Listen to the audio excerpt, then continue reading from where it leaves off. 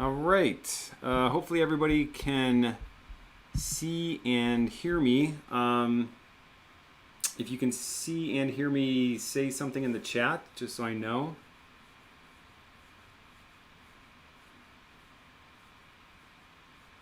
Everybody hear me? Yes, thumbs up, or at least a virtual thumbs up. Hello. Hey. Oh, Kate, good. Sorry, I had to jump off your thing. Can you guys can hear me okay, right? Everybody can hear me? Okay, great. Hey, so I see a lot of people on there. Good to see you guys. Hey, Herb. Hey, just a quick shout out to Mauro Achiacaferi. He is one of my newest Patreon backers, so thank you, Mauro, for backing me. That allows me to continue to do these shows, so that's awesome. Let's see. Hopefully, yes, the chat is showing up as well. I just got off from Kate's Twitch channel, and if you haven't seen that, you should head over to that. She does a streaming or at least usually every Sunday, and she's been streaming out games from Total Replay and trying to basically play every single game and see how they work, and also find bugs in the 2GS version of Total Replay. So I hope everybody is getting excited for KansasFest. Hey, Molly. There's my niece, Molly, coming in from Michigan. Yes, Kate, definitely place a link. Absolutely. Thanks for asking, too. So, hold on, let me get some water. Cool. Hopefully we have some people over here from the KansasFest Discord channel. If you don't know, KansasFest this year is going virtual. There's still a little bit of time left to sign up. If you haven't signed up for it, there's only a few spots left, though. We're up to almost 500 people who are registered for that. So, hooray! So that'll be exciting. Obviously not quite the same as regular KansasFest, but on the other hand, it actually is going to be able to reach a lot more people, especially people from around the world who wouldn't normally be able to travel. Hey, Tech Cowboy, great. Glad to hear that you got your pin and that it arrived safely. For anybody else who is still waiting on their pin and stickers, I sent those out about 2 or 3 weeks ago. If you're international, it's probably going to take a little bit longer. The mail has been pretty slow these days, so just be patient. Hopefully you got a tracking number from me.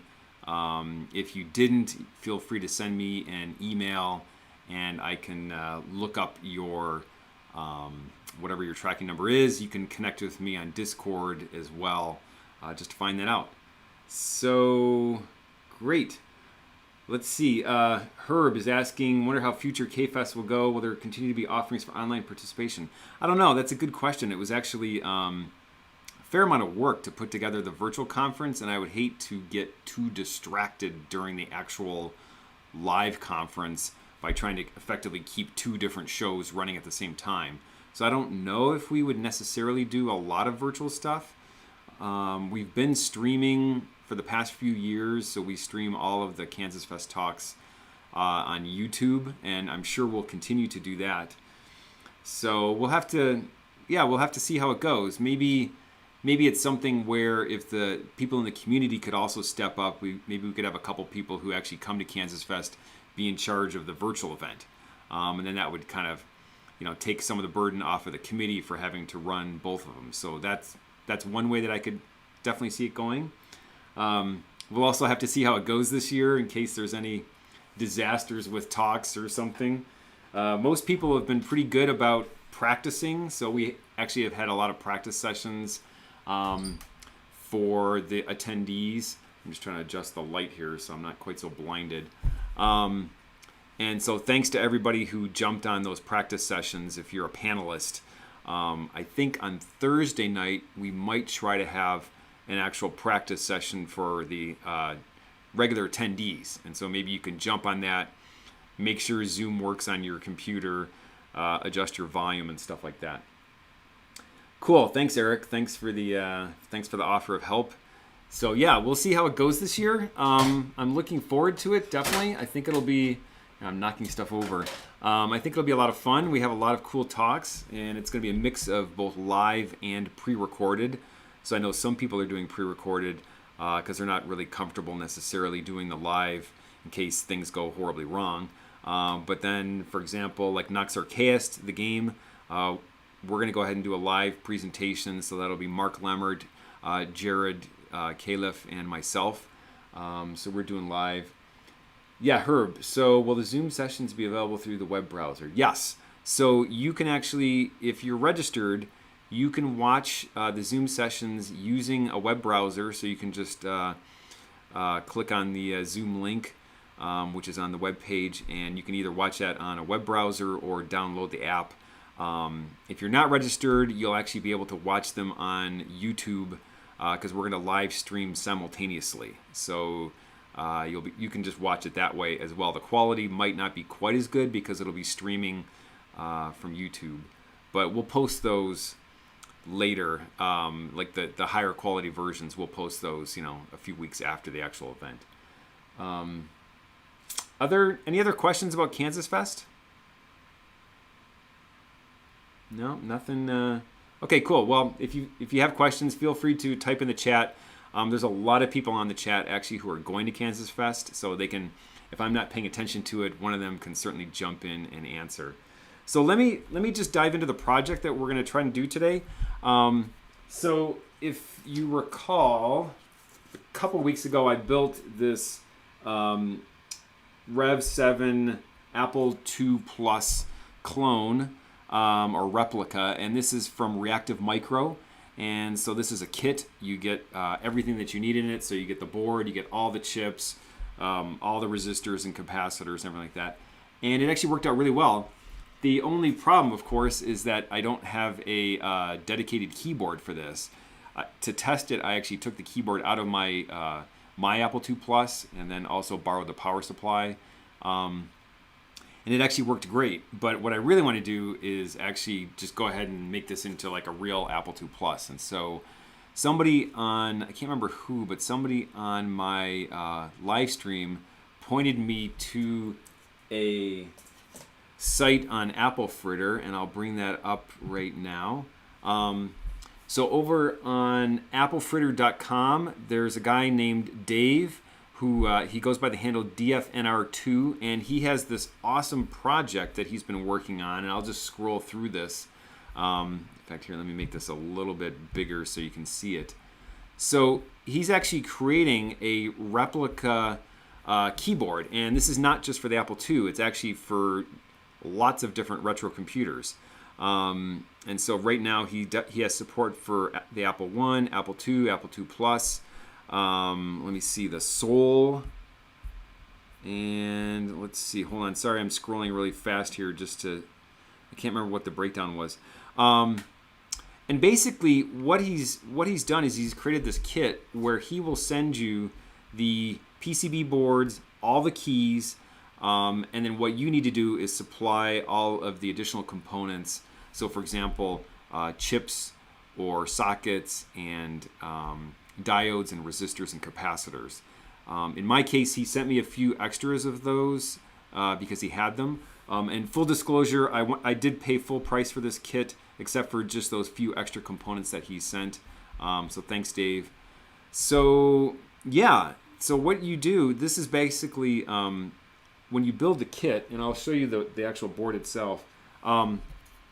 It uses a ATmega 328, which is a like an Arduino type compatible chip, and that's actually the keyboard encoder. And so when you build it, you can actually program it to essentially interface with all of these different retro computers. And so depending on which keys you put in and what the keyboard matrix is, you can essentially build kind of any retro keyboard you want.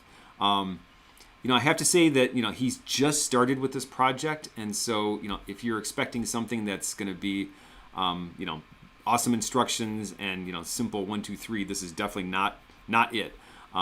He's just getting it off the ground. And in fact, I'll go over to his, he has everything over on a GitHub project. So if you're really hardcore, you could actually go over to his is GitHub, and the address, if you can see it at the top, it's github.com/osi-web/unified retro keyboard. And I'll put that into the show notes.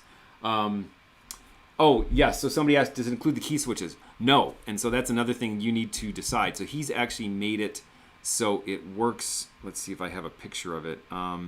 It'll work with either Cherry MX switches or Futaba switches. I hope I'm pronouncing that correctly. Hold on, let me... Yeah, so it's the Futaba MD-4PCS. And so rather than him including those in the kit, he lets you decide which ones you want, and then you go ahead and order them. So I'll show you. Let me go ahead and actually just show you everything that comes in the kit, and I'll flip back to my larger display just so you can see things easier. All right, so what comes in the kit? So you basically, first thing you get this kind of keyboard matrix key switch standoff, and so this is where you actually place all the key switches in. You get the actual PCB board itself for the keyboard, so this is what you're soldering the key switches into. And if you look real closely, you can see that I've actually, this morning, I already soldered in a whole bunch of diodes. So each key switch has a diode, and I'm pretty sure that just prevents like key bounce, and also isolates all the keys from each other. And then the other main piece is the actual keyboard encoder board. And so this is the board that actually takes all of the input from the keys and translates it into what the computer is expecting. Let me bring it over there. And so this is where you actually can decide what type of keyboard are you building. And so you can see there's different sockets for whether you're doing this for an Apple I, an Apple II, a Sol, so a Sol 20. There's a little, the plug over there for that one. And then I haven't finished this board yet. I've already soldered in a few things just to speed things up. Dave definitely recommends using sockets for all the chips. And first of all, because then when you're soldering, you don't have to worry about damaging the chip. And then if something ever burns out, then it's a lot easier to replace the chip. And then finally, you get all of the keycaps. So, and I'll open this up in a couple minutes. It's going to be a little hard to see through the bag, but this is essentially, I think there's probably about 60 or so keycaps. And this is essentially enough keys to build any of those types of keyboards. So for example, the Apple II, in fact, I can even see it right here. Let me see if I can grab this.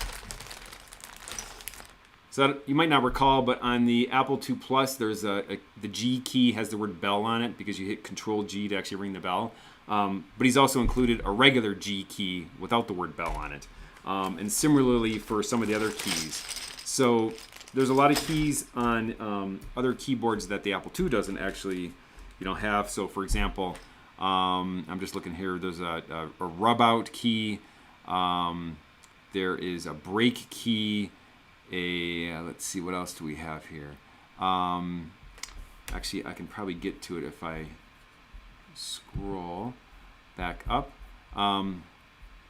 Yeah, so here, if you look closely at this picture, if I can make it a little bit bigger, so you can see this keyboard here, this has a caps lock, break, rub out, and the repeat key over here. So this is obviously not an Apple II. But then here's the same keyboard PCB, but with the Apple II keys. And so he includes everything that you need in the kit. And then I went with the Futaba key switches. So I just got a bag of, I think it was 60 key switches. And I think this was like $30 maybe or something like that. It was really reasonable. I think it was like $5. Would that make sense? $5 for every 10? Something like that for every 10 key switches. So, so you can either get the Futaba or the Cherry MX key switches, depending upon whatever your preference is. So, yeah, okay. So Eric actually is asking a question. can you program keys that were missing on the 2 Plus?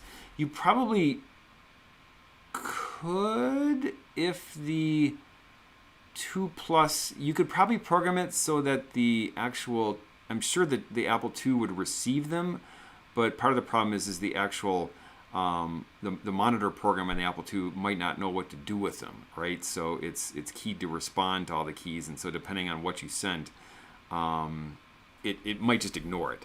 But other keys, I'm sure that you could, like the caps lock key, you could probably wire that in using the trick where you just run the little control wire over to the joystick adapter, or the joystick port, or something like that. So yeah, you probably could wire some of the keys. He also, let me go over to the, so in addition to the instructions on how to build the actual PCB, let me move this over a little bit. So over on GitHub, he's got all the instructions with lots of pictures and things, but he also has all of the source code. So for example, here is a header file, and you can just compile this using a C compiler and then upload it to the ATmega. So for example, here is the key map definition file. So this is a header file for the key maps, and so obviously you can't read this probably on the screen because I'm just zipping through it. But you could basically go in here and you could program it to output whatever keys you want. You could just in fact, you can make it so any key switch output any other key in case you wanted to completely rearrange all the keys on the keyboard or something like that. So yeah, and I think it's Deciv. He says on the Apple Fritter page, Dave prefers the Futaba over the Cherry because he thinks they feel more original. Yeah, and I'd have to agree with him. So we just get out a couple of these key switches. Here, let me. Yeah, so here's what the little key switches look like, and just they just have a nice clicky feel. So they're not. I think the Cherry are probably a little bit more, even more clicky and almost more. Probably more travel or something like that, but in some sense it's actually less like what the Apple II. So these are more similar to what like an Apple II Plus keyboard key felt like. Okay, cool. Yeah, and Eric points out this would also be good for other foreign language keyboards. And yeah, Mark rightly points out you could actually wire up Break to Control C. That actually would be super useful. So let me just show you what I've done so far, and we're just gonna have to sort of wing this too while we go. And let me bring up my other. I'm gonna have to keep switching back and forth probably between the pictures and the actual camera so you can see what I'm doing. So what I've done, I've wired in all of the diodes on the actual keyboard. So you can see I've put in all the diodes on there. So each key switch needs that. And then on the interface card here, I've just put in all of the sockets as well as some more diodes. And then there's a resistor pack that goes over here. I still need to wire in, there's a dip switch. So he's got it so there's an 8-position dip switch on here. And so this controls things like whether you want your Apple II Plus to have support for lowercase or not. And so rather than having to reprogram the ATmega, you can just flip the dip switch and change the mode. So that's actually kind of useful. I still need to solder in. There's the ISP header, so this is actually used for programming the ATmega. So I need to solder that in, and then we just need to solder in the connectors so we can actually wire this up. So how about using LEDs for the diodes? Oh, Eric, now you say this after I've already soldered them all in. You could possibly do that. You might have to add some resistors in as well, depending on you probably wouldn't want them that bright, but I can imagine that actually might be kind of cool. So let's go ahead. I'm just going to solder a couple things in, and you can just kind of keep chatting, and I'll take a look, and then we'll try and actually attach some of these key switches. So let me switch to my camera now, and hopefully you can see that. That looks pretty good. So I think what I'll do now, there's a couple of resistors that need to go on the board. So I'm going to solder those in, and those are down here at positions R3 and R4. I just didn't have time to get those in this morning. So these are 470 ohm resistors. And then we'll also put in the dip switch as well. And again, with resistors, the orientation doesn't matter. You can put them in either direction. Let me adjust this a little bit so it's easier to see what's going on. Cool. All right, and we'll get the other one in.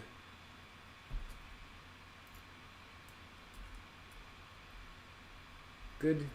And then I'm just putting those in, and I'm just bending the leads over just to hold them in when I turn it over. Whoa. Okay. That's better. And get it to point at the actual board.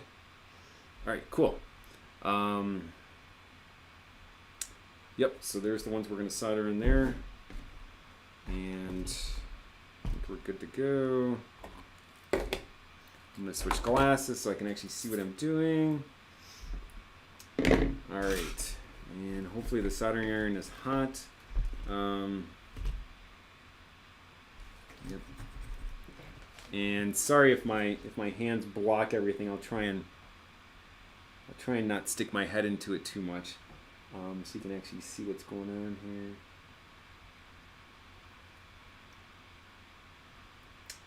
Oops, not enough on that one. Cool.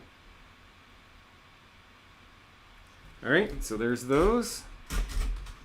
And then we'll just trim off the leads on those.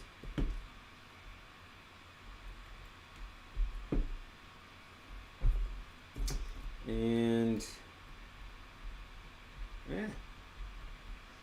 my trimmers are not behaving well here. Actually, let's see, what brand are these? These are actually pretty good. I think they're getting a little dull though, or something like that, because they're just getting harder and harder to cut. I actually when I was finishing up the Apple II Plus, I actually broke a pair of these. I can't remember what I was doing. I was trying to cut a bunch of leads or something like that, and just snapped the tip right off. So it's pretty surprising. Cool. Oh, is that Dave? Hey, Dave. Good to see you on there. Yeah, no worries. No worries at all. Stay as long as you can. I might start asking you questions since you're here. Okay, let me zoom back out. All right, so we got that in. So there's the resistors. I'm going to go ahead and put in the... actually, let me put in the header right now, because that'll be an easy one. So this is the programming header. And we'll stick that in.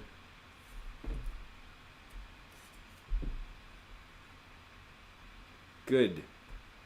Hey, so Dave, since Dave's on there, if anybody has questions about the actual kit or the boards, or which computers it'll support, now is your chance to ask him. So yeah, feel free to ask away. And again, I should just point out, just like all of us, I'm sure Dave is doing this as a hobby. So be nice and don't overwhelm him with requests and etc. All right, let me make sure I got these lined up.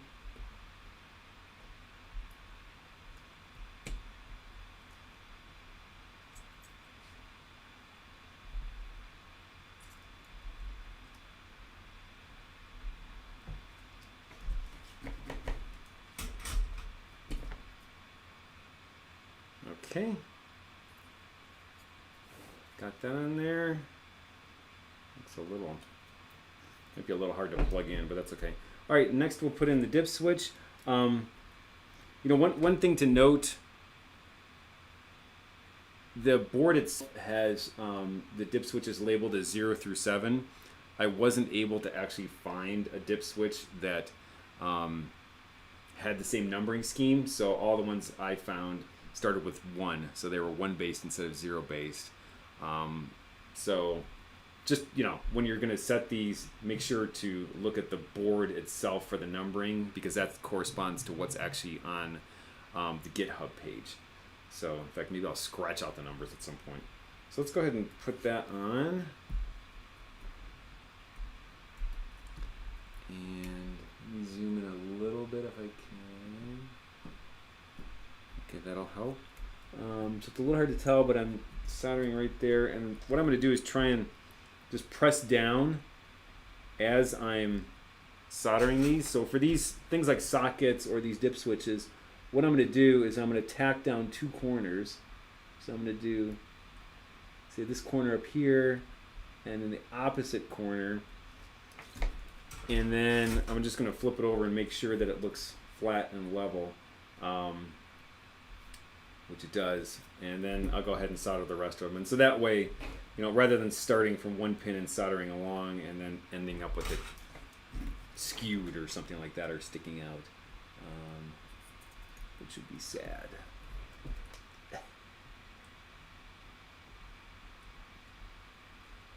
I'm gonna go ahead and turn on the fan real quick because these are super smelly. So apologies for the fan noise for a second while I finish up these.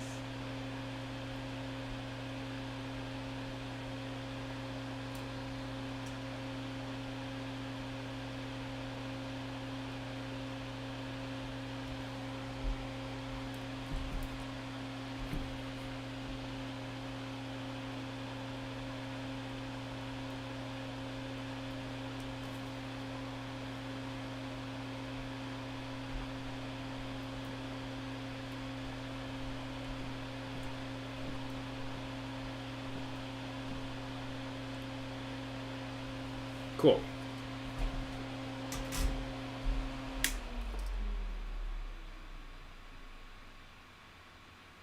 Okay, I'm just inspecting those. They all look pretty good. I think the last thing that we have to put on here is just the header that you use to plug this into the actual keyboard itself. So we'll go ahead and we'll do that. And so here's the actual header here, and so we want to put, and I had to actually look at the picture to know which way to do this, but we basically want to put the one with the pins, so the male one, on the actual interface card, and then we'll put the other one on the board itself. And I'm pretty sure that's correct, but let me don't, yeah, that's, I can see from the picture down below. Okay, cool. Let's see. Yes, it's still my giant soldering tip. Sorry, Chris. I haven't changed it. I'm going to use a little bit of masking tape here just to hold that thing down, so it doesn't move around a lot when I'm soldering. Cool. All right. That is better.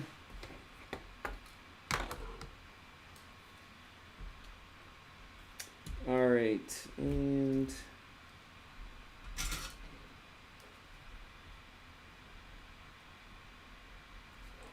that one. There's that one. Okay, that looks good. Cool. Oops. I'll turn this back on.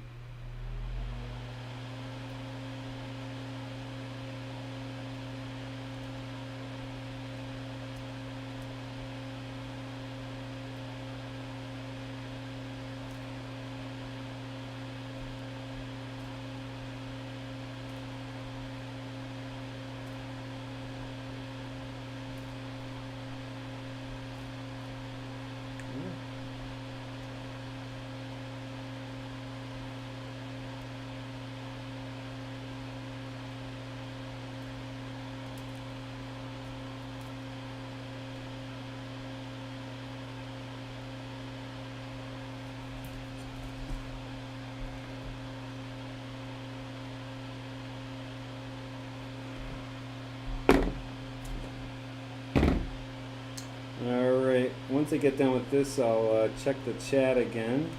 So, oops.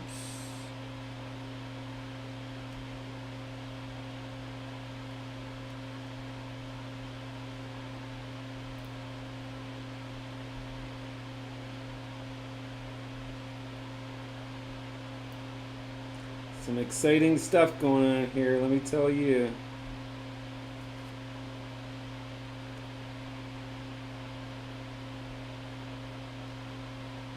Cool. All right, so that one's on. Let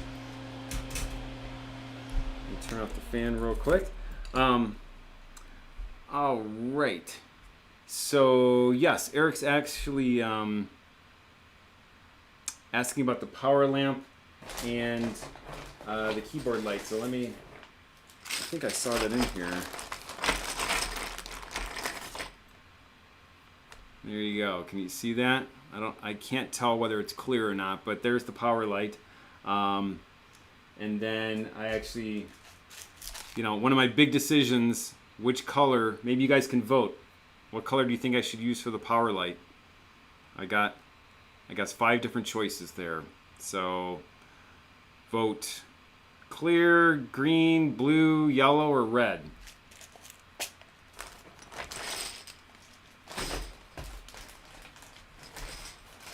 All right.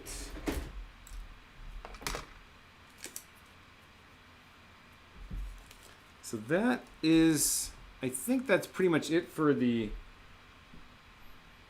actual keyboard encoder board, unless I'm missing. So there's a lot of optional components.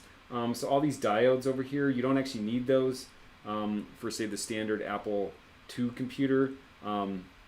These would be if you were using a keyboard layout that didn't have the actual diodes per key switch. But in our case, we have a diode per key switch, so we don't need any of these extra diodes over here. This connector over here is for an Apple I, which we're not using. I'm not 100% sure what these other ones over here are for. This is for the Sol 20, this connector over here. And then here's for UART over there. And I think other than that, everything else is, let's see, D1 and D2. I'm not exactly sure what those are for either, but I don't think I need those. Doesn't look like it. All right, we're just going to assume that we don't need those. All right, what do we got here? Clear, red, white, yellow, clear, red. Huh. So a couple red. Yeah, that's what I was going to say, John. Red always seems like a problem. All right, let's go ahead and we'll go back to the actual keyboard. And let me zoom out because this thing is a lot bigger. Yeah, so here's the actual keyboard itself. So we need to put on the connector and the key. I don't want to goof this up. I'm pretty sure we have to actually solder that on the back.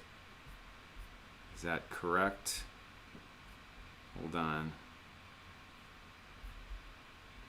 Let's flip open this picture here just to make sure. Yeah, so this is the front of the board.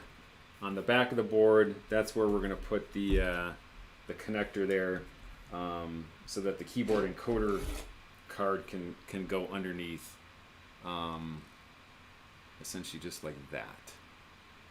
Can you guys see that okay? How come? Oh, it would help with my video. Yeah. All right, so connector goes on the back, so the keyboard encoder can mount underneath it. Okay, so we're just gonna flip that over. God, I hope I'm doing this right. Yeah, Dave says the connector goes on the back. Okay, thanks. This is one of these things where, you know, you're 90% sure, but you sure would hate to screw it up, because that would be a lot of desoldering to have to do.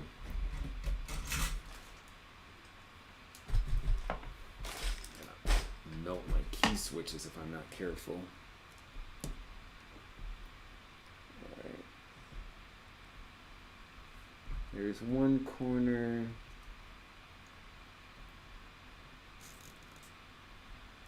There is the other corner.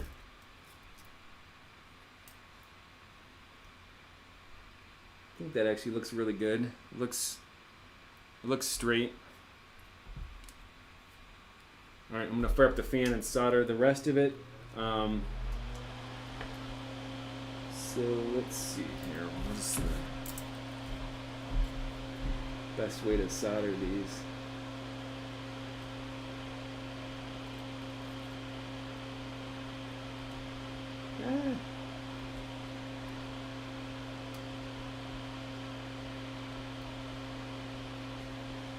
Hold on. Must switch glasses.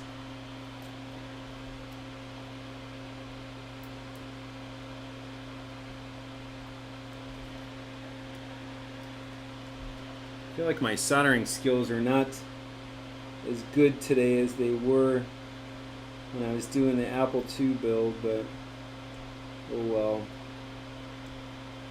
Just hope for the best.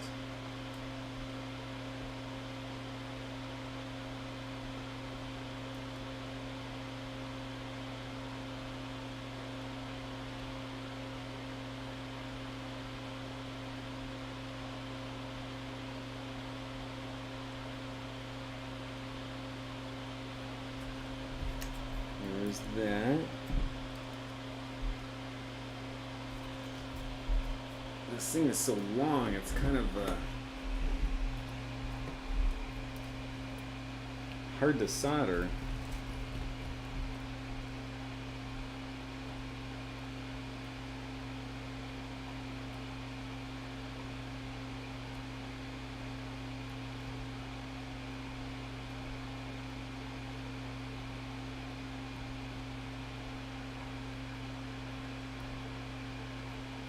Okay, so once we get this connector on, then I think we can actually start putting key switches on. There might actually be a couple resistors that we have to put on to the keyboard. I should check that.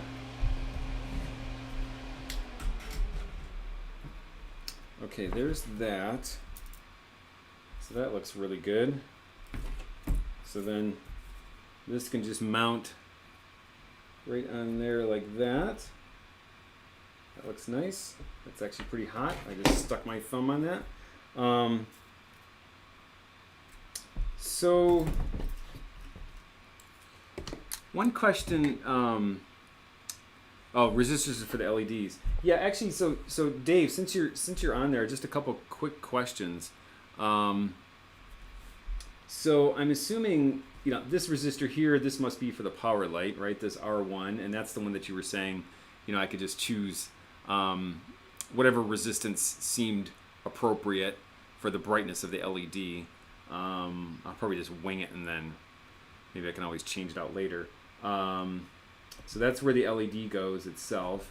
And then I'm assuming, I couldn't tell from the assembly instructions, but it looks like,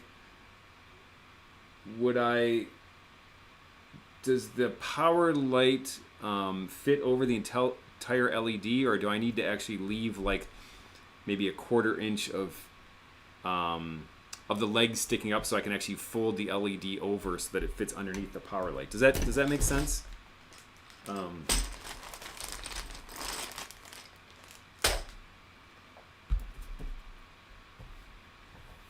So here's the power light right here.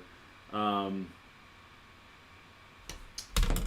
fact, I'm assuming this is actually, that's interesting. So the power light itself is going to have okay, you'll need to fold the LED in place. So I probably want to leave like what, like maybe a 1/4 inch or something like that. Does that sound? Because I'll want it to basically, I don't know if you can tell, but I would want it so that such when I fold it over, it pretty much ends up right over the circle. Is that more or less correct? Okay, that's fine. Yeah, that's fine. So that's what he's saying. And then for sorry that I have all these questions. For the actual for the power light, do we still just use one of the or just one of the key switches or something like that, so that we have something to mount it onto? Is that kind of what you did? Is you just sort of sacrificed a key switch basically? So that's another question. And then what's my last question? Well, it's probably not going to be my last question. I guess another question I had is there's a bunch of other places which look like they might support LEDs. So for example, D65 right here. There's D63. I guess it's those two. And there's also D33, this LED over here. And I was just kind of curious what those three pads were for. Okay, so let's see. That switch is mapped into the matrix. Oh, okay. So for the power switch, cool. Let's see. For the upper lower key map, it's a caps lock, right? Okay. Okay. And Morrow says green, so another vote for green. So maybe I'll do green. So yeah. So I'm not sure about. Do I need this resistor here, this R3 and this LED? So that's what I'm not 100% sure about either. So let's see what we want to do next. Oops. Make sure I get it right side up. Let me make sure I'm zoomed all the way out so everybody can see that. I don't know if that's better or worse. All right, cool. So for the key switches, you're basically, what you're doing is you're snapping the key switch in to the key aligner. So this, you can see here, this says Futaba key aligner. And so you're just snapping these in, and then once you have them all in there, then you can just put it down and then solder them all in. In terms of actually assembling it, one thing I'm not 100% sure about is, what's the best way to proceed? Do I snap all these in and then hope that I can line up all of these on the board itself? In some sense, I think that's kind of like or maybe I can just do like two of them. That might make the most sense. So let me do like the escape key, and then I'll just do another one. Oh, and actually, yeah, important point. You want to make sure to do them so that the pins on the key switch are vertical, so that they'll fit into the actual keyboard itself, just like that. Okay, because I was just about to show. I assume once I get it in here, I can actually just rotate it, but it might be kind of a pain. So let me go ahead and I'll just stick that in there. So they will align nicely. Okay, snap them all in first. Really? Then zip the whole thing together. Oh God. Okay, now I'm scared. Okay.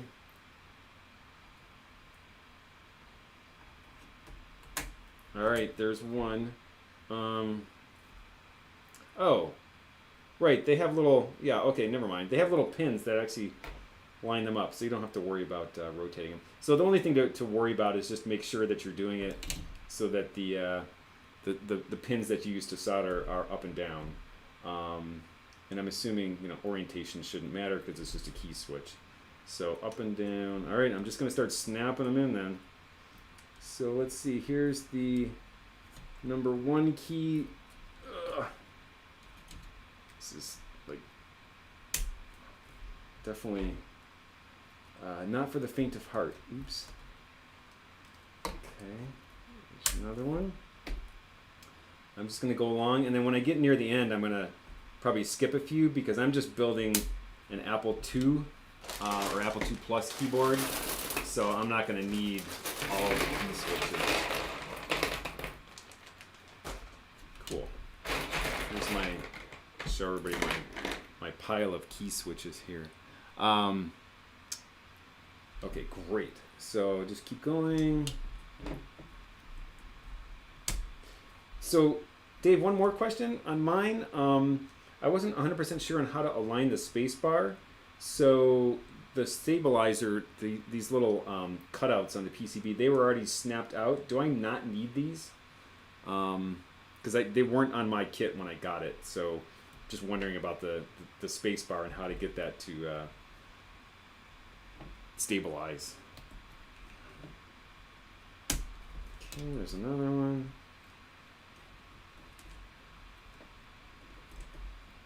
It's also, in case you're curious, it's like 1,000,000 degrees right now in my, so just like Kate with her poor live stream, we actually, it's about like 90 degrees out today. I'm in Colorado, but our air conditioner is currently missing. We're having a new one installed tomorrow, but right now it's pretty hot. So, plus I have the soldering iron going, which sure doesn't help. And cool. All right, so let's see. Here comes the number 10. And I put them all in the correct way, so that's good. All right. Here is the colon. Actually, let me make sure before I go too far. We'll go back to the keyboard. Yeah, so that's what I want. So here is the colon key. Okay. Here is the dash.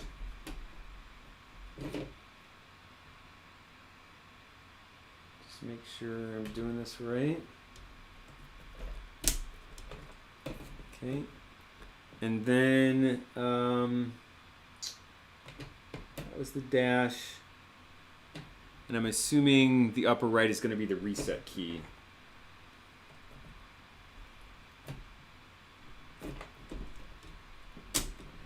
All right, and then these other ones we're just going to leave open. So these, you wouldn't have these on an Apple II Plus. So we're just going to leave the rest of these open. Hey, Kate. Yeah, it's probably not quite as hot as where you are because at least we don't have humidity. So that's one good thing, but it's still pretty hot. But we have a new patio outside, so that's nice. All right, so let's keep going here. So here is the, what key is this? The tab key, right? Actually, I don't think I needed this one. I think this is the escape key. Is that right? Looking at that picture, I don't think I need this key switch right here. Here, I'm pointing, but you can't actually see.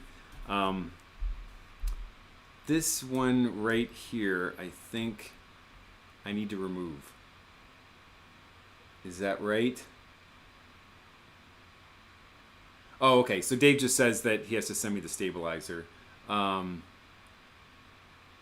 Okay, cool. No worries. I'll put in the key switch. I assume that I can put in the key switch for the space bar, and it's no big deal. Yeah. Okay. So I'm gonna have to remove this one. All right. So this will be exciting. Well, at least now we'll learn how to remove them and how hard that is. Let me get a pair of.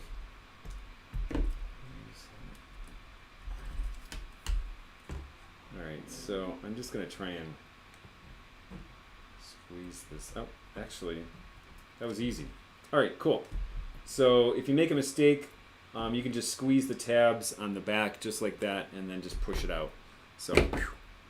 Good. No harm done.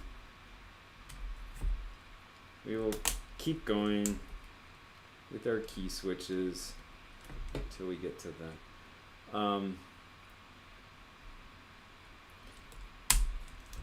I guess the good thing is, I thought about actually just making this like an Apple IIe keyboard, kind of making it like a more of a normal keyboard layout, but still use it with the Apple II Plus. But then I figured, well, that would actually just confuse me because then when I tried to, go from my regular II Plus to this keyboard, then I would just get confused. So I'm just going to build it as a straight up Apple II/II Plus keyboard, and if I ever want to change it, then I'll just deal with it then. So, dang, hot in Florida. That's pretty hot. All right, there we go. Let's see. You can put in the key switch. Yes, you can put in the key switch. I don't know what that means, but if you have the PCB mount cherry stabilizers, I don't think I have those. What do those look like? Is that... Hold on. Let me check and see if I can find a picture of that.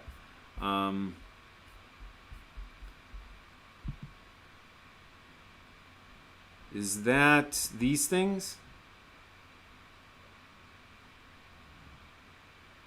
Right there in the picture? Because I don't think I have those either. Unless they're...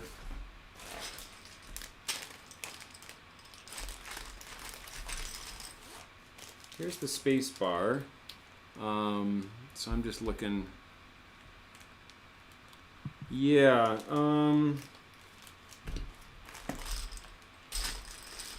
would they be in the bag with the keys? There are a lot of keys on a keyboard. Yeah, I don't have those.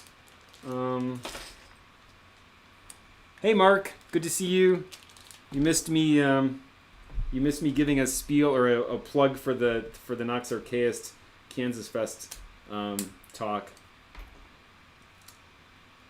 That's what we're going to be doing at KansasFest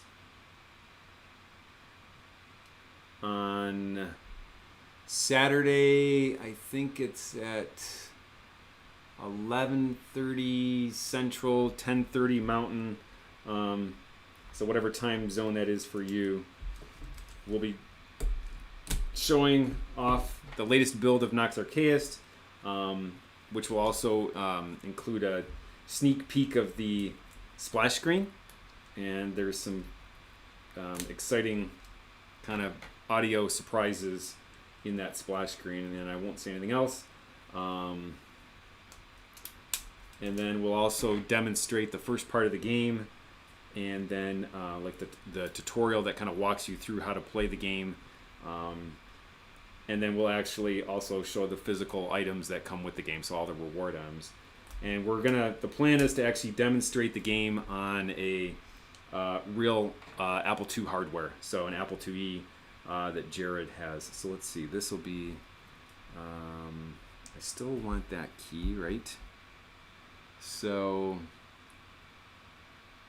cool. Ronnie, so a couple broken stems on my 2E. Is it very hard to change a couple? No, it's actually really easy to actually change out switches, especially on a 2E. Like on a 2 Plus, it's a little bit harder just because the keyboard's more of it's just kind of a mess to disassemble. But on a 2E, it's actually really easy to desolder a key switch and put in a new one.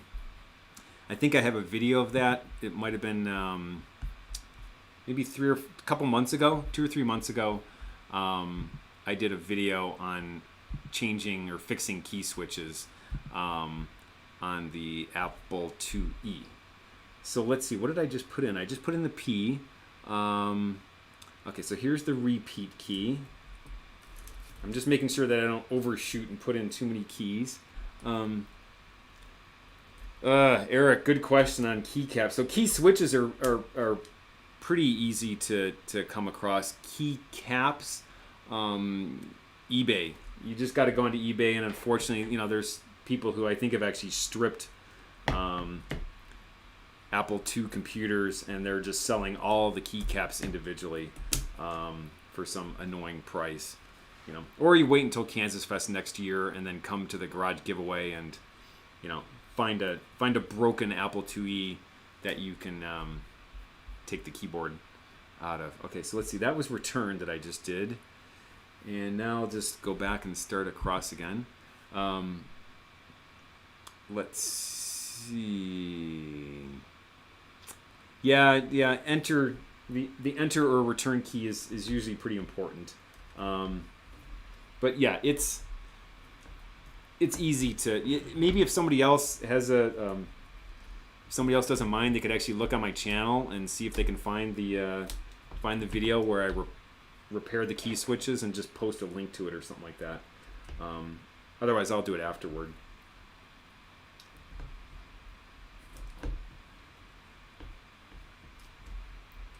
Either I'm becoming weaker or these are just trickier. Okay. Cool. Okay, so, oh yeah, Dave up above posted about the stabilizers. So, you know, like with the space bar on all keyboards, it'll typically have like a metal bar that runs across. Oh, in fact, you can even see on this one. Let's get this out. So on the space bar, here's where the actual key switch mounts, but then on either side there's mounting posts for like a little stabilizer bar, and that's just so the space bar doesn't rock back and forth. So you'll want to eventually have that on there.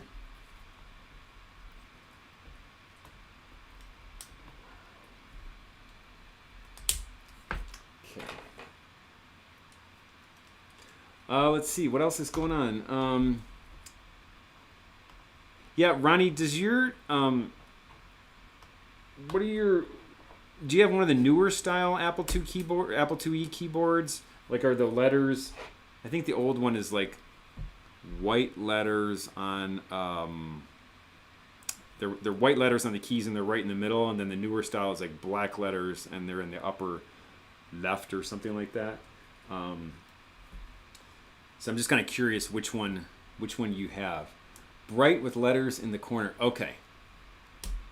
So yeah, I think that's probably the newer style keyboard or something like that. So I didn't actually realize that the key stems were, or the key switches were different. So that's interesting.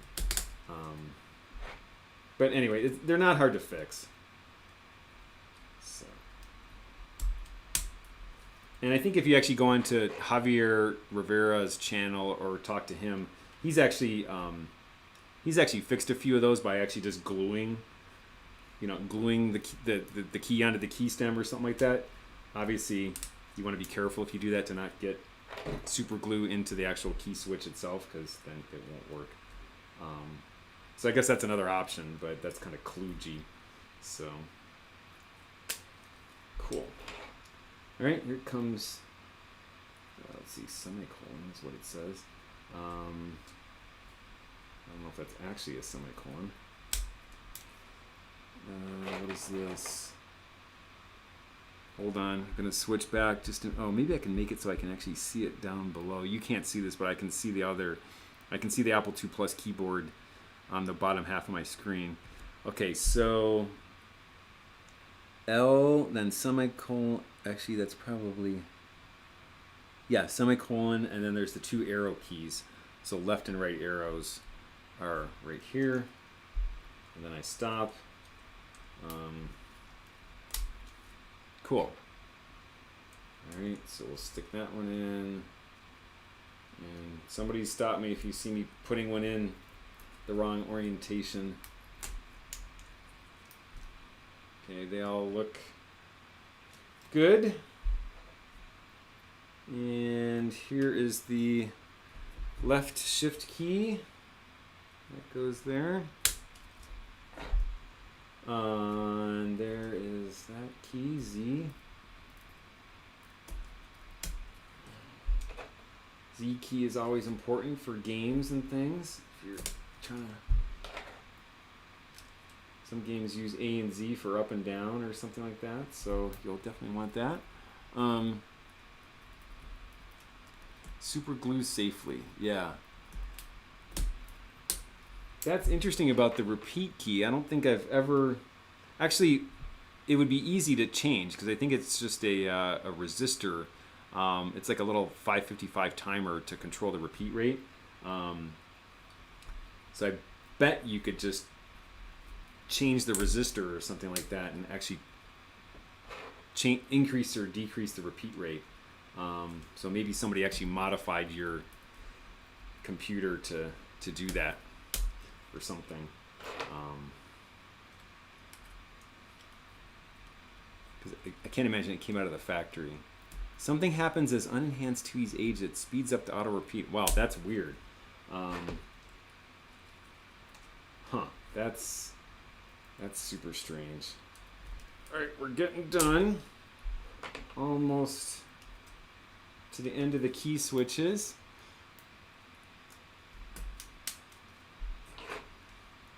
Cool. Yeah, I think the repeat key is not, I don't know, even on like a modern computer, unless I'm typing like the space bar or a dash, you don't really use the repeat feature very often on keys. So, I mean, I guess when you need it, you want it to be there, but otherwise. So let's see, what do we got here? So period, comma, period. Here's forward slash. And then finally here is right shift.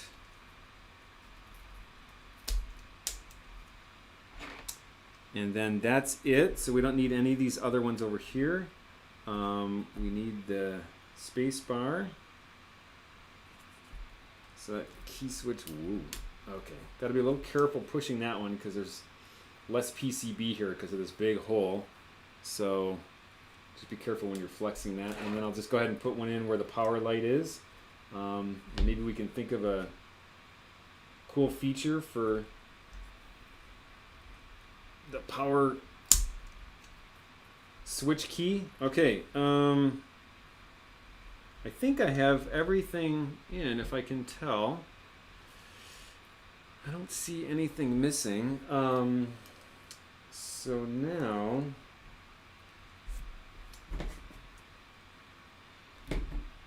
I guess the question is,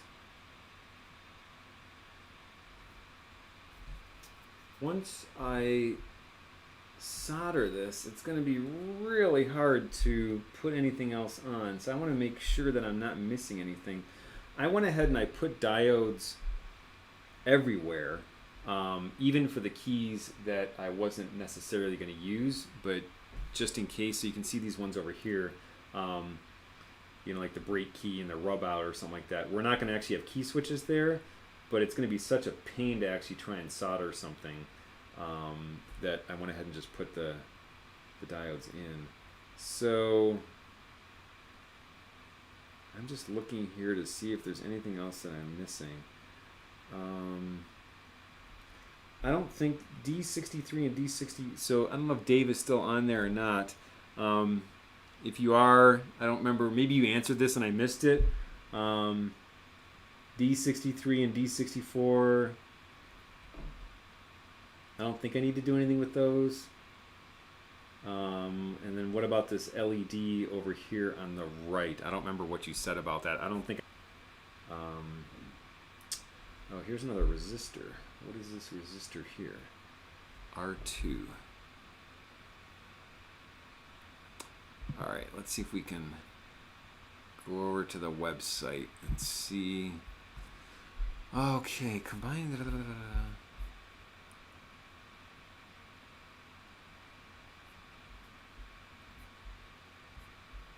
Install all the through-hole resistors. Hold on here. I want to make sure that I don't miss anything. So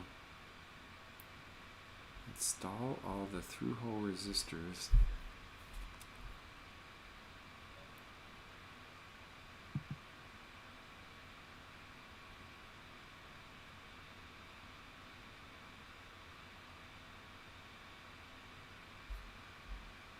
Okay, so that resistor here behind the chat window, that is for the power light LED. So that's that one. And then these other ones, I'm not 100% sure what those are for.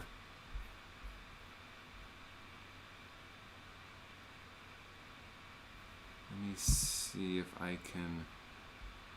Hold on, let me close that one. Okay, that's the encoder board. Hold, please. So let's see. That's the stabilizer, which don't have to worry about that one anymore, so I'll close that one. Okay, that one we already did, so I can close that one.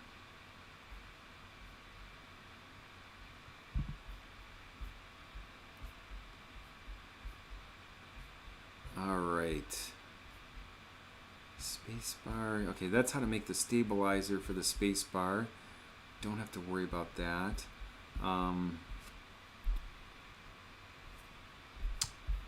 right. I'm still wondering about those other resistors.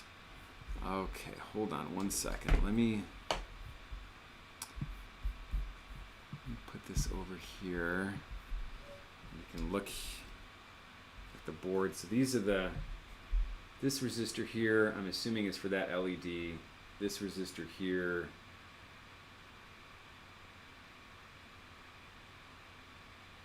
is for this LED maybe?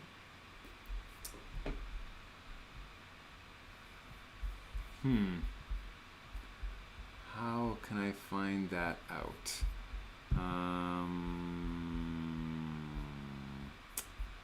Alright, let's see. I am trying to see my notes on that resistor, so hold on. Okay, so let's try and see what we have here.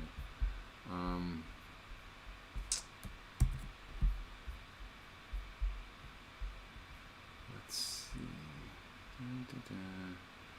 Resistors. I'm just looking over here at my notes. A few 330 ohm resistors. Okay. So I'm assuming these are all either 330 ohm or whatever. I guess if they're for LEDs, it doesn't really matter. It'll just change the brightness. So maybe we should just sort of wing it and then hope for the best afterward. Let's see. All right, let's go ahead and we'll just keep going. So I think if I use a green LED, I'm probably going to want, I don't know, what do you guys think about like the resistor for a green LED? I'm wondering if I actually need something that's a little bit higher resistance, just so it's not like so incredibly bright.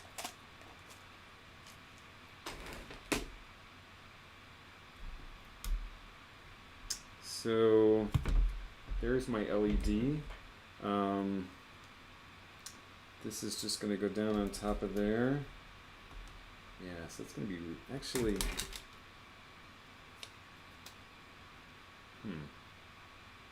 All right, I think I can.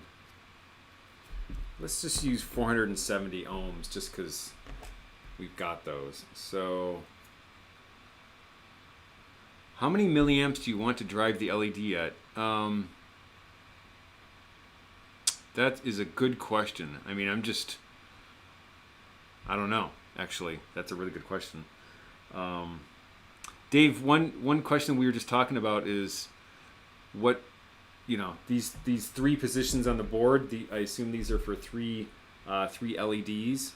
And so are they, somewhere between 330 ohms or higher, I guess, should be fine, right? I'm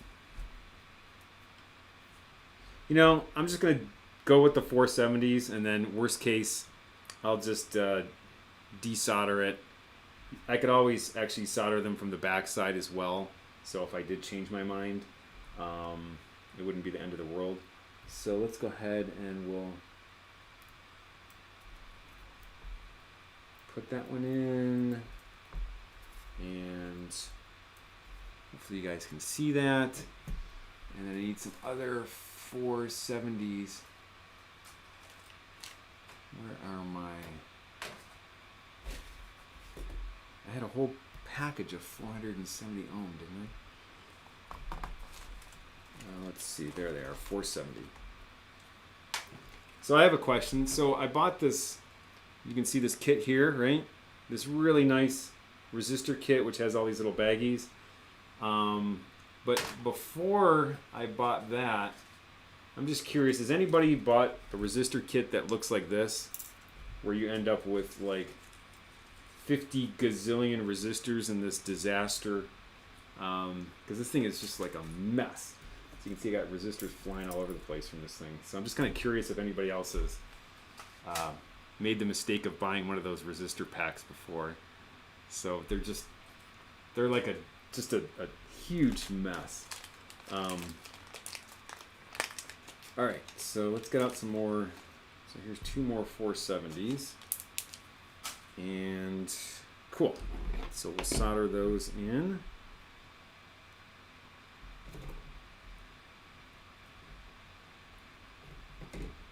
There's that one. And then there's one near the bottom.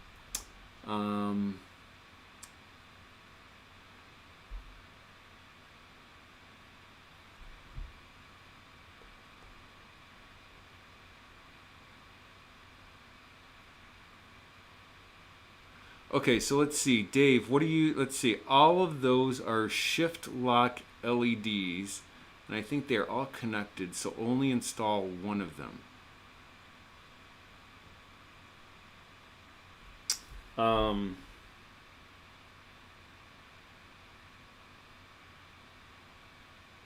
Gotcha.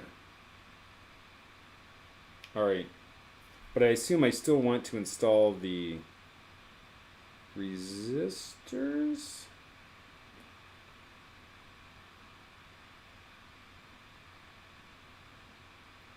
At least this one's on the edge of the board. So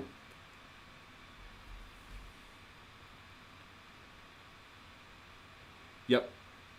Okay. Cool. All right. So I'm just going to keep going. I'm going to solder these resistors in. There and there and there. So that's those 3.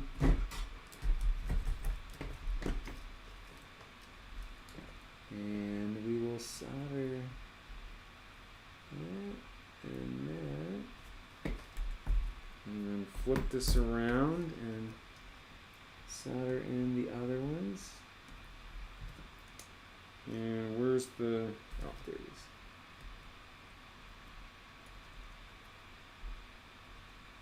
Cool. Okay, so there's those. Let's see. Cut off the leads there.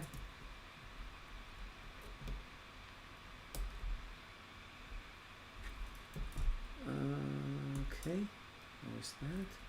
And the last one.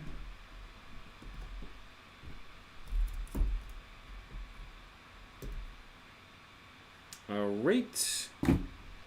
So those are the resistors. I think that's about it.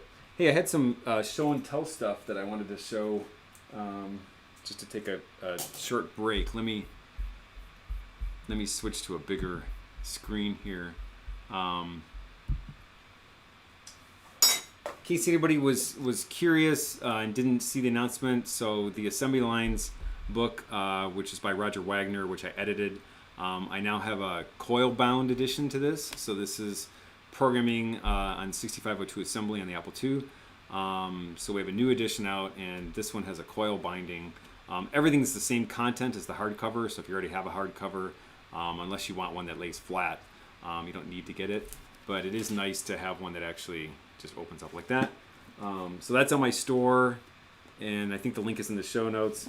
I also I just got today, literally, this book called Imagine That by this guy named Ed Smith, who was the designer of the Imagination Machine computer and also the MP1000.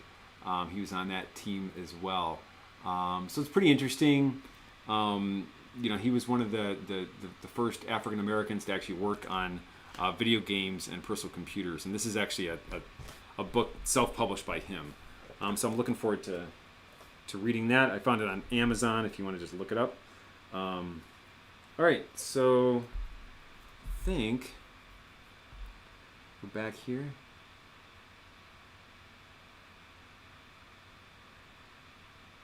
Okay, good. All right, so thanks, Dave. That sounds good.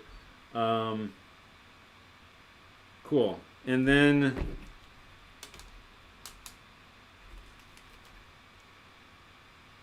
so I don't quite see.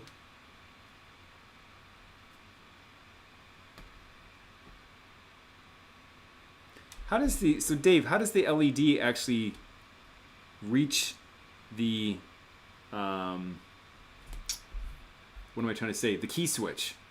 Yeah, so I've got, there's the, I don't know which is the best video to hold up. Here's the LED. But I guess the question is, if I have this mounted on here like this, right? Then how, and I have the LED in there, what am I doing? Am I going through the hole here basically? Is that the idea? That it's kind of going to go through the, can you see that? Through the little hole and then into the board? Is that what you're thinking? I need a picture.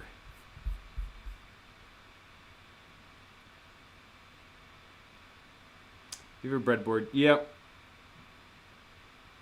I could do that. But then I'd have to go get the breadboard, so I think I'm just going to keep going. All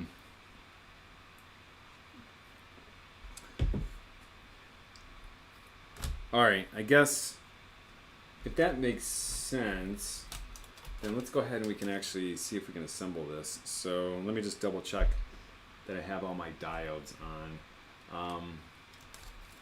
All right, and then we'll go ahead and we'll try and fit this in.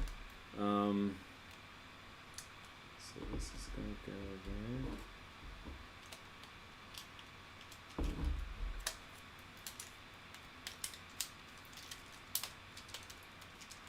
Wow, it actually does just sort of fit together. Oops, now it popped out, but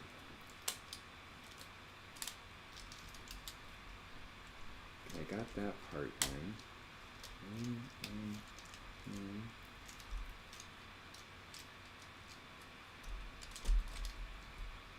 Trying to make sure that it stays. Hold on. I'm just going to tape it real quick so it doesn't pop out.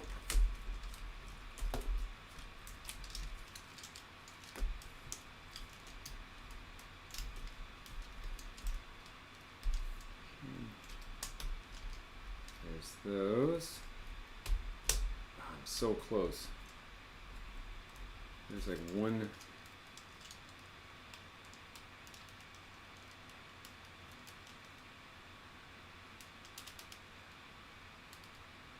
Which one is not going through? This one, which I didn't press in all the way. Wow. Oh, that's amazing. All right. So I had one key switch that I hadn't actually fully pressed in, and then once I got that one in, then the whole thing, just like Dave said, it just sort of popped together. That's cool. So I think, yeah, Ronnie, don't scare me like that. That was my fear, is that I actually had like, even one of them would be a pain because then I'd have to take it apart. But getting them all backwards would be bad. This is a fair amount of soldering, and I don't know if you guys necessarily want to watch me solder that so much. So maybe at this point I'll stop and then do some soldering, and then I can resume either next weekend or whenever it makes sense. Next weekend is KansasFest, so I'm not sure. I might be wiped out on Sunday, but at some point I'll just resume, and then we can actually like fire it up and test it out with the actual Apple II Plus. So before I go though, does anybody have any questions either for me or for Dave if he's still on there about the actual kit itself?